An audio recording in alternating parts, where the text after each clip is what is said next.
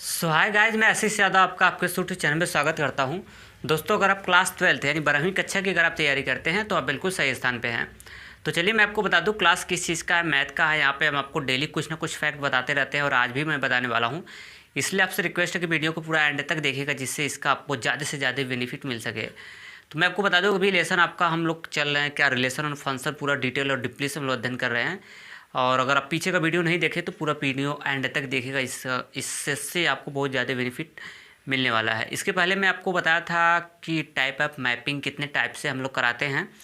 एक टाइप से जनरली मैं एक टाइप ही बताया था आपको, वैसे तो अनेक टाइप और होते हैं। मुख्य रूप से मैं एक टाइप का आपको बताया था और उसमें से 4 टाइप में इंड कर चुका था। कौन कौन सा इंड कर दिया था मैं आपको बताता हूँ। मैं इसके पहले मैं आपको जो आच्छादक फलन क्या होता है, जिसको ऑन टू मैपिंग बोलते हैं, उसके बारे में बता दिया था। फिर इनटू मैपिंग क्या होता है इसके बारे में बता दिया था। वन वन मैपिंग क्या होता है इसके बारे में मैं बता दिया था। मेनी वन मैपिंग क्या होता है इसके बारे में बता दिया था। और आज मैं आपको बताने वाला हूँ कि एकाएकी आच्छादक फलन क्या होते हैं इसके बारे में, जिसको हम लोग बोलते हैं क्या, वन वन। और ऑन टू मैपिंग क्या होता है इसके बारे में बताऊँगा। और भी जो 4 हैं आपके, मतलब एकाएकी अंतःक्षेपी क्या होते हैं, बहु एकाएकी आच्छादक फलन क्या होता है, और उसके बाद बहु एकाएकी अंतःक्षेपी फलन क्या होता है। इन 4 के चारों को मैं पूरा डिटेल और डीपली से मैं आपको बताऊंगा इस वीडियो में। तो अगर पीछे का नहीं देखें तो देख लेना और यहाँ का भी देख लेना। तो चलते हैं, हम लोग पढ़ने वाले हैं एकाएकी आच्छादक फलन। एकाएकी आच्छादक फलन, एकाएकी आच्छादक और उसके बाद क्या, फलन, जिसको हम लोग बोलते हैं one one onto mapping, इसको बोलते हैं वन वन और उसके बाद ऑन टू मैपिंग।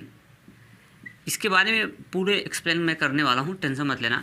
देखिए, पहले मैं इसको परिभाषा तो जरूर लिखवाऊंगा, लेकिन यहाँ से मैं आपको बता दूँ, नाम में ही छुपा हुआ एकाएकी आच्छादक फलन, मतलब यह एकाएकी भी होगा।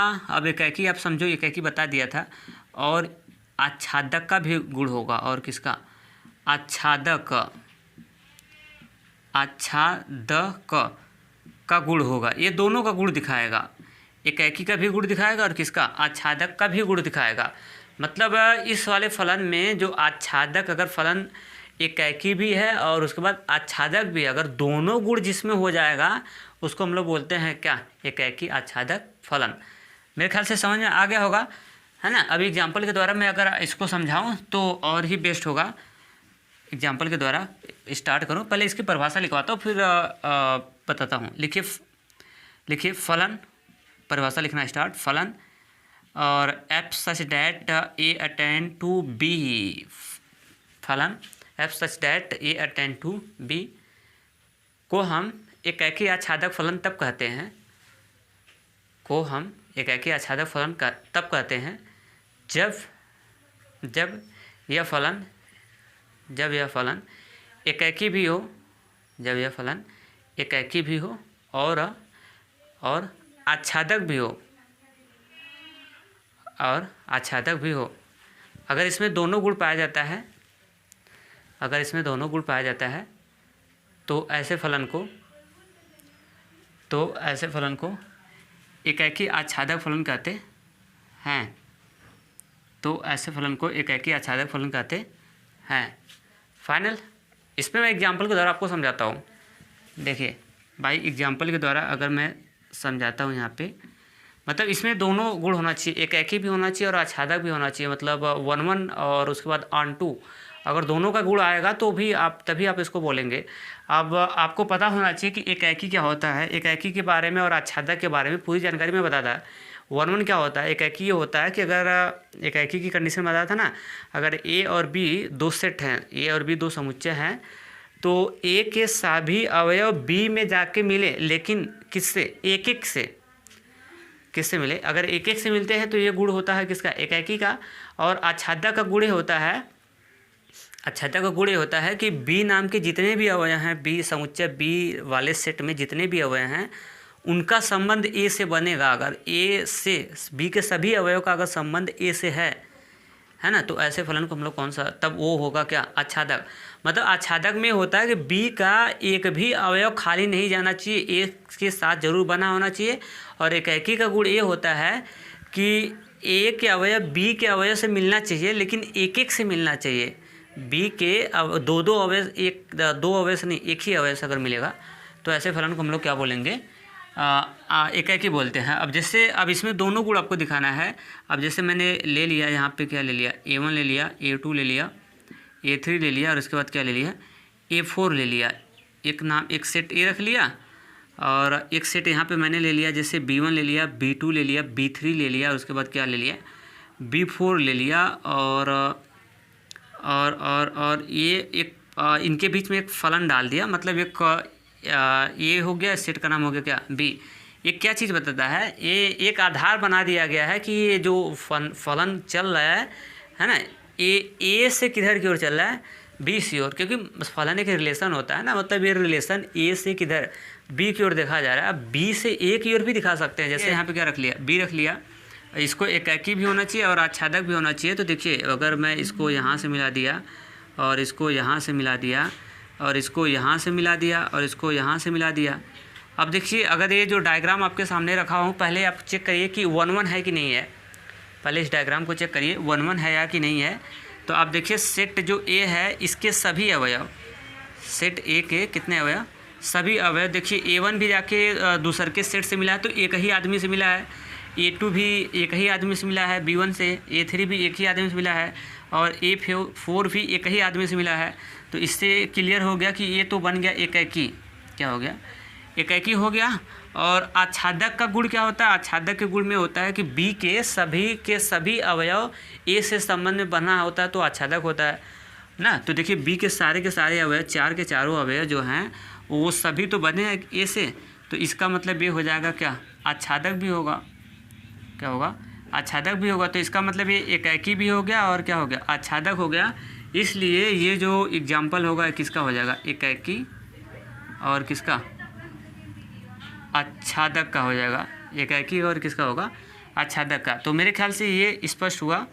एक एग्जाम्पल हो गया, एक एग्जाम्पल मैं आपको और दिखा रहा हूँ कि दूसरा एग्जाम्पल ये लग गया है और ये आपको बताना है कि क्या ये एकाकी आच्छादक है, मतलब ये 1-1 और ऑन-टू मैपिंग है। इसमें देख के बताइए, थोड़ा ये मेंटली काम है, थोड़ा सा सोच के बताना है क्या। तो ये एकाकी आच्छादक कब होगा, जब इसमें दोनों गुण होगा, ये एकाकी भी होगी और क्या होगी, अगर आच्छादक होगी। एकाकी भी अगर होगा ये फलन और आच्छादक भी होगा, तो जिसमें दोनों गुण होगा, एकाकी का भी और आच्छादक भी है ना, तो ऐसे फलन को हम लोग एकाकी आच्छादक फलन कहते हैं। तो पहले चेक करते कि एकाकी है कि नहीं है। तो एकाकी है ना, ए में कट हुआ अवयव है, ए में तो एक कट हुए अवयव है, ए नाम का जो सेट है उसमें एक ही अवयव है और एक ही अवयव है, और बी में भी एक ही अवयव है, जाके एक लोगों से मिल गया है। तो भाई एकाकी तो कंडीशन ये होती है ना कि एक ए नाम का एक सेट जाएगा और बी में केवल एक ही लोगों से मिलेगा, तो मिला है तो एकाकी हो गया, एक ही अवयव है इसमें। और बात करते हैं किसका, आच्छादक का। तो आच्छादक का क्या गुण होता है, आच्छादक का ये गुण होता है कि बी नाम का जो सेट है उसके अंदर जितने भी अवयव हैं वो ए के अवयव से कनेक्ट होना चाहिए, कोई खाली नहीं जाना चाहिए, बी का कोई भी अवयव खाली नहीं जाना चाहिए। आच्छादक का कंडीशन होता है। तो बी में तो इकट्ठ अवयव है, ये खाली कहाँ जा रहा है, वो मिला ही है ए से, तो इसका मतलब हुआ कि यह एकाकी आच्छादक फलन होगा। यानी अगर आप बात किया जाए तो ये एग्जाम्पल जो है 1-1 और किसका, ऑन-टू मैपिंग है, 1-1 ऑन-टू क्या है, मैपिंग है। क्लियर, स्पष्ट, ये 1-1 ऑन-टू मैपिंग है, इसमें कोई डाउट ही नहीं है। क्लियर। अब ये दो एग्जाम्पल हो गया, अब मैं इसको हटाता हूँ। आधा एग्जाम्पल आपने देख लिया, एक स्टार लगा लीजिएगा, क्या लगा दीजिएगा, एक स्टार। स्टार में आप क्या लिखेंगे मैं आपको बता रहा हूँ। जो एग्जाम्पल अभी आपको मैं दिया था, चलो कोई एग्जाम्पल दिया होता, A1, A2, A3 और A4 इस तरह से दिया था ना।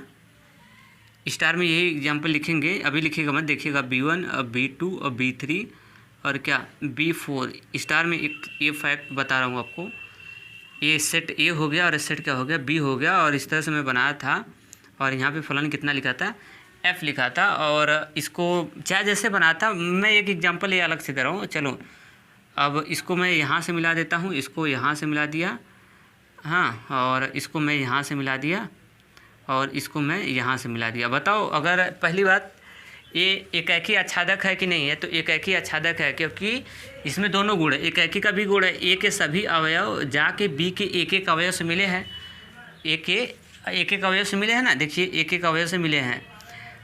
और उसके बाद एकाकी हो गया। और आच्छादक का गुण होता है कि बी के सभी अवयव मिले होना चाहिए, दूसरे के सेट के सारे अवयव ए के साथ कनेक्ट होना चाहिए। तो बी के सभी अवयव देखिए दूसरे के सेट के कनेक्ट है ना, तो इसलिए एकाकी आच्छादक का उदाहरण है।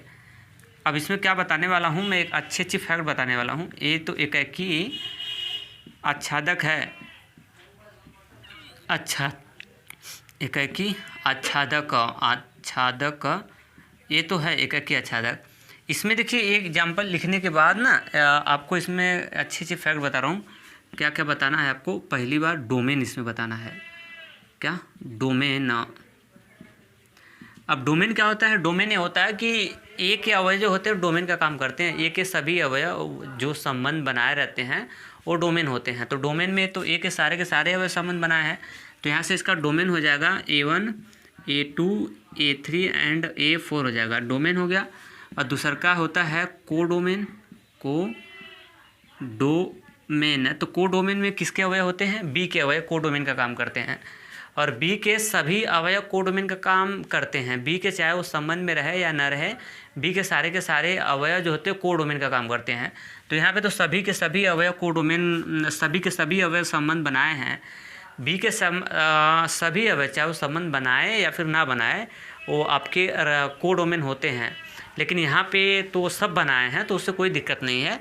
तो अगर कोडोमेन की बात किया जाएगा तो ये हो जाएगा B1 अब B2 अब B3 और कितना B4 हो जाएगा। डोमेन हो गया, कोडोमेन हो गया। और हम बात करते हैं तीसरकी का, और तीसरका एक होता है क्या, रेंज। क्या होता है रेंज। अब थोड़ा हिंदी लिखना चाहते हैं तो लिख सकते हैं। डोमेन को हम लोग बोलते हैं क्या, डोमेन को हम लोग बोलते हैं प्रांत, और उसके बाद कोडोमेन को बोलते हैं सहप्रांत, और उसके बाद परिसर को बोलते हैं, रेंज को बोलते हैं हम लोग क्या, परिसर। तो इसका रेंज क्या होता है, रेंज ये होता है कि बी नाम का जो सेट है उसके वही अवयव जो ए से संबंध बनाते हैं ना, वो हमारे बंद क्या कहलाते हैं, रेंज कहलाते हैं। मैं सुनो मेरी बात, रेंज क्या होते हैं, बी के वो सभी अवयव जो ए के साथ संबंध बनाए रहते हैं रेंज कहलाते हैं। तो यहाँ पे तो सभी अवयव संबंध बनाए हैं तो यानी ये सभी रेंज हो जाएंगे, और यानी B1 अब B2 अब B3 और इसके बाद कितना हो जाएगा B4 हो जाएगा। ये आपका क्या हो जाएगा, रेंज। क्लियर। तो डोमेन, कोडोमेन और रेंज। यहाँ पे मैं आपको इसलिए बताया हूँ कि एक चीज़ आप देखिए कि अगर फलन एकाकी आच्छादक होगा, कौन सा, अगर फलन एकाकी आच्छादक होगा तो उसका कोडोमेन और उसका रेंज दोनों आपस में क्या होते हैं, इक्वल होते हैं। देखिए ना B1 B2 B3 B4, इसका भी वही आंसर, कोडोमेन का भी आंसर वही आया और रेंज का भी आंसर क्या आया, वही आया। रेंज का भी आंसर क्या आया, वही आया। तो अगर मैं यही बताना चाह रहा हूँ कि अगर फलन एकाकी आच्छादक होगा है ना, तो उसका कोडोमेन और रेंज दो होते हैं, दोनों आपस में क्या हो जाते हैं, इक्वल हो जाते हैं। तो एग्जाम्पल में ये पहला नंबर लिख दिया, पहली बात लिख दिया है ना, और उसमें से पहली बात लिख दिए या फिर इसको क बना के लिख लो, क करके लिख लो। अब एग्जाम्पल स्टार लगा हुआ ना, इसी में ख वाला पॉइंट यही लिख रहा हूँ आपको, बहुत इंपॉर्टेंट फैक्ट बता रहा हूँ। ऊपर मैं लिख देता हूँ, अब मैं इसको हटा देता हूँ। अब तो ये समझ गए ना, ये तो लिख लिया होगा। अब ये क्या बताने वाला हूँ, स्टार में इसको क में एक बना लिया, क नाम का, इसमें इतना लिख दिया। अब उसी स्टार में अब लिखेंगे ख, और ख में आपको क्या करना है, ख में ये लिखना है आपको कि अगर ये होगा, अगर फलन एकाकी आच्छादक के लिए ना, अच्छी फैक्ट बता रहा हूँ, एकाकी आच्छादक के लिए स्टार कर लीजिएगा, बहुत मज़ा आ जाएगा। एकाकी आच्छादक के लिए शर्त, वो क्या शर्त है इसका, अगर फलन एकाकी आच्छादक होगा तो इसका रेंज, जिसको आप बोलते हैं क्या, परिसर, और जिसको बोलते हैं आप क्या, रेंज, वो बराबर आ जाता है किसके, प्रांत के, परिसर का मतलब रेंज, वो बराबर हो जाएगा कितना, सह प्रांत के, सह प्रांत, जिसको हम लोग बोलते हैं क्या, कोडोमेन। क्या बोलते हैं, कोडोमेन। या फिर आर करके अगर इसको लिखा जाए तो यहाँ से मैं लिख दूंगा कि रेंज जो होगा इक्वल हो जाएगा किसके, कोडोमेन के। ये एकदम इम्पॉर्टेंट फैक्ट है, और वो स्पेशली किस पे काम करेगा, अगर फलन एकाकी आच्छादक होगा तो उसका रेंज और कोडोमेन दोनों आपस में क्या हो जाते हैं, इक्वल हो जाते हैं। क्लियर। तो अब मेरे ख्याल से समझ में आ गया होगा। अब अगला हेडिंग हम लोग डाल लेते हैं। इसके बाद ये तो पूरा फाइनल हो गया ना। अब अगला हेडिंग डालेंगे एकाकी अंतःक्षेपी फलन। एकाकी अंतःक्षेपी फलन, क्लियर। तो अब चलते हैं, इसकी परिभाषा लिखते हैं। लिखिए फलन। अब मैं इसको हटा देता हूँ, परिभाषा लिखते हुए मैं हटा रहा हूँ ना। लिखिए फलन, फलन और उसके बाद ऐसे लिखिएगा f such that A attend to B. A attend to, परिभाषा लिख लीजिए, जब ये समझा रहा हूँ। फलन, फिर उसके बाद f such that A attend to B को हम एकाकी अंतःक्षेपी फलन तब कहेंगे, जब वह फलन एकाकी भी हो और अंतःक्षेपी भी हो। तब कहेंगे जब वह फलन एकाकी भी हो और अंतःक्षेपी भी हो। तो ऐसे फलन को ही एकाकी अंतःक्षेपी फलन कहते हैं।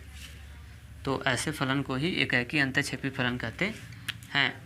यानी 6वें नंबर का है। अब हम लोग देखने वाले हैं क्या, एकाकी अंतःक्षेपी फलन।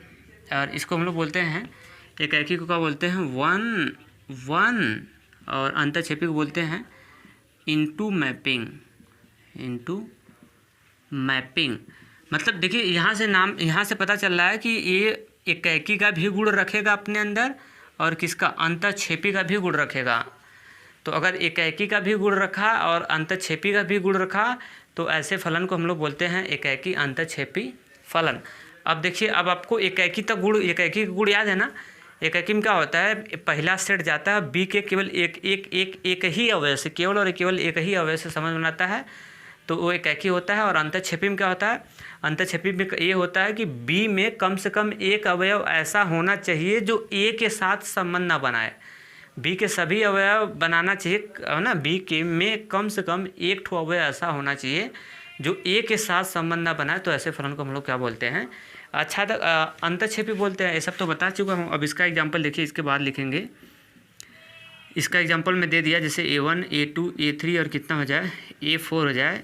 इस तरह से एक सेट ए हो गया और सेट बी में हमने डाल दिया अवयव, यहाँ से डाल दिया B1 B2 B3 B4 और कितना डाल दिया B5 डाल दिया। ये हमारा सेट हो गया कितना, B, कितना हो गया, B हो गया। तो अब इसके बाद इसको हम लोग देख लेते हैं। थोड़ा सा एग्जांपल मैं आपके सामने रख रहा हूँ। इस तरह से इसको मैं यहाँ से मिला दिया, क्लियर। और ये B5 हमारा खाली है, B5 खाली है और सबका हो चुका।